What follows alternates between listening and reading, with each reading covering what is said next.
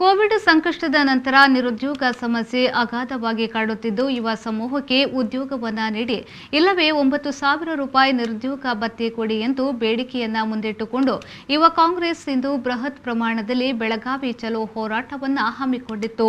ಯುವಕರ ನಡೆ ಬೆಳಗಾವಿಯ ಕಡೆ ಎಂಬ ಘೋಷಣೆಯೊಂದಿಗೆ ಯುವ ಕಾಂಗ್ರೆಸ್ ಕಾರ್ಯಕರ್ತರು ಸುವರ್ಣಸೌಧದವರೆಗೆ ಪ್ರತಿಭಟನಾ ರ್ಯಾಲಿಯನ್ನ ನಡೆಸಿ ಆಕ್ರೋಶವನ್ನ ಹೊರಹಾಕಿದ್ರು.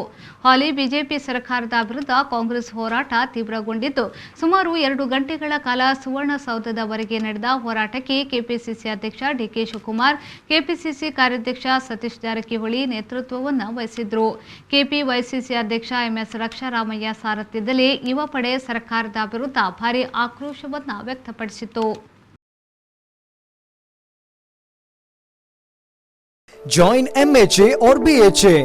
Admissions open for Masters of Hospital Administration 2 years full-time and Bachelors of Hospital Administration 3 years full-time courses for 2021-2022. Affiliated to Rajiv Gandhi University of Health Science. Eligibility criteria.